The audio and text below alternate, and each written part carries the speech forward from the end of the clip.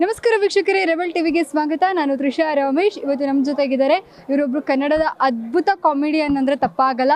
Reality ಶೋಗಳ ಮೂಲಕ ಬಂದು PAN India ಸಿನಿಮಾದಿಂದ ಮಾಡಿದು ಈಗ ಸೀರಿಯಲ್ ಕೂಡ ಮಾಡ್ತಾ ಇದ್ದಾರೆ. ಈಗ ರುದ್ರಕಾಲು ಅನ್ನುವಂಥ ಸಿನಿಮಾ ಕೂಡ ಮಾಡ್ತಾ ಇದ್ದಾರೆ. ಅವರೇ ಯಾರಪ್ಪ ಅಂದರೆ KGF ಅಲ್ಲಿ ನೋಡಿದ ತಕ್ಷಣ ನೆನಪಾಗೋದೇ ಇವರು. ಟ್ರೋಲ್ ಪೇಜ್ಗಳಲ್ಲೂ ಕೂಡ ಈಗಲೂ ಕಾಣಿಸ್ಕೊತಾ ಇರ್ತಾರೆ. ಅವರೇ ನಮ್ಮ ಗೋವಿಂದೇಗೌಡರು ನಮ್ಮ ಜೊತೆಗಿದ್ದಾರೆ. ಬನ್ನಿ ಅವ್ರನ್ನ ಮಾತಾಡ್ಸೋಣ. ಸರ್ ನಮಸ್ತೆ.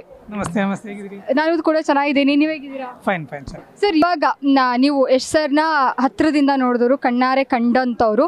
ಟಾಕ್ಸಿಕ್ ಮೂವಿ ಬರ್ತಾ ಇದೆ ಸರ್. ಎಷ್ಟೋ ಜನಕ್ಕೆ ಅವ್ರ ಉದಾಹರಣೆ, ಪ್ರತಿಯೊಬ್ಬ ಯುವತಿಗೂ ಅವರ ಲೈಫ್ ಜರ್ನಿ ಒಂದು ಉದಾಹರಣೆ.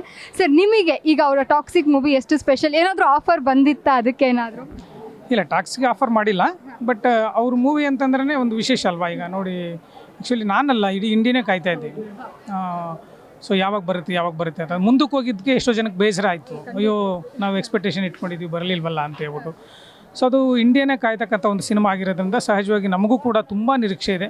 ಸೊ ಅದು ಬಂದರೆ ಮತ್ತು ಈಗ ನೋಡಿ, ಇಂಡಸ್ಟ್ರಿ ಮತ್ತೊಂದು ಹಂತಕ್ಕೆ ಮೇಲೆ ಹೋಗುತ್ತೆ. ನಮ್ಮ ಕನ್ನಡದ ಇಂಡಸ್ಟ್ರಿ ಕಡೆಗೆ ಎಲ್ಲ ಇಂಡಸ್ಟ್ರಿ ನೋಡ್ತಾ ಇದ್ದಾರಲ್ಲ, ಅದು ಒಂದು ದೊಡ್ಡ ಖುಷಿ. ಸೊ ಆದಷ್ಟು ಬೇಗ ಬರಲಿ. ಸೊ ನಾವು ಕೂಡ ಅದನ್ನು ನೋಡಬೇಕು ಅನ್ನೋ ಆಸೆ ಇದೆ. ನಮಗೆ ಯಶ್ ಇನ್ನೊಂದು ಲೆವೆಲ್ಲಿಗೆ ರೀಚ್ ಆಗಬೇಕು ಅನ್ನೋದು ನಮಗೂ ಇದೆ. ಸೊ ಅವರು ನ್ಯಾಷನಲ್ ಸ್ಟಾರ್ ಅನ್ನೋದನ್ನು ಪ್ರೂವ್ ಮಾಡ್ತಾ ಇದ್ದಾರೆ ಪದೇ ಪದೇ.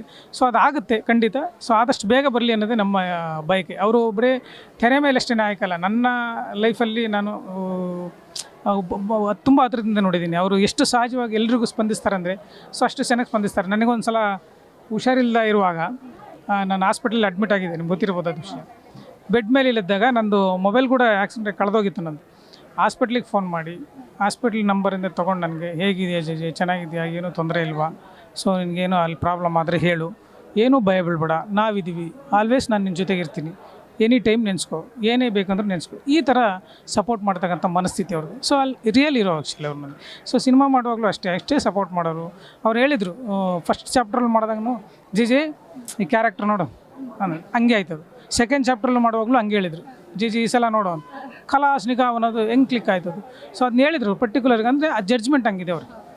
ಸೊ ನಾರ್ಮಲಿ ಎಸ್ ಸರ್ ಕೆಲವೊಂದು ವೇದಿಕೆ ಮೇಲೆ ಒಂದಲ್ಲ ಒಂದಿನ ನಾನು ಇಂಡಸ್ಟ್ರಿನ ತಿರುಗಿ ನೋಡೋ ಥರ ಮಾಡ್ತೀನಿ, ನಮ್ಮ ಇಂಡಸ್ಟ್ರಿನೂ ತಿರುಗಿ ನೋಡೋ ಥರ ಮಾಡ್ತೀನಿ ಅಂದಿರೋವಂಥ ಮಾತುಗಳಿರ್ಬೋದು. ನಾರ್ಮಲಿ ಕೇಳೋವಂಥವ್ರಿಗೆ ಏನೋ ಹೇಳ್ತಿದ್ದಾನೆ ಅಂತ but after KGF yes sir ಇವತ್ತು ಪ್ಯಾನ್ ಇಂಡಿಯಾ ಸ್ಟಾರ್, ಇವತ್ತು ಟಾಕ್ಸಿಕ್ ಇಂಟರ್ನ್ಯಾಷನಲ್ ಲೆವೆಲಿಗೆ ಬರ್ತಾ ಇದೆ. ಸೊ ಅದು ಹೇಗೆ ಅನಿಸುತ್ತೆ? ಅವ್ರು ಆ್ಯಕ್ಚುಲಿ ನಿಜವಾಗ್ಲೂ ಹೇಳ್ತಕ್ಕಂದರೆ ಒಂದು ಎಲ್ರಿಗೂ ಸ್ಫೂರ್ತಿ. ಅವರು ಒಂಥರ ರೋಮಾಂಚನ ಆಗ್ತಕ್ಕಂಥ ಸ್ಫೂರ್ತಿ. ಅಂದರೆ ನೋಡಿ, ಯಾವ ಲೆವೆಲಿಂದ ಬಂದಿರೋರು ಅವರು. ಅವ್ರಿಗೆ ಕೆಲವು ಇಂಟರ್ವ್ಯೂಗಳಲ್ಲಿ ಹೇಳ್ತಾರೆ, ಅವ್ರು ನೋಡಿ. ಸೊ ಅವರಿಗೆ ಸೀರಿಯಲ್ ಮಾಡುವಾಗ ಎಷ್ಟು ಅವಮಾನ ಮಾಡಿದ್ದಾರೆ, ಸೊ ದುಡ್ಡು ಅವ್ರಿಗೆ ಪೇಮೆಂಟ್ ಕೊಡುವಾಗ ಎಷ್ಟು ಅವಮಾನ ಮಾಡಿದ್ದಾರೆ. ಸೊ ಅದೆಲ್ಲನೂ ಅವರು ಅಂದರೆ ಯಾವುದನ್ನು ಅವರು ಜಿದ್ದಿಟ್ಕೊಳ್ಳಿಲ್ಲ.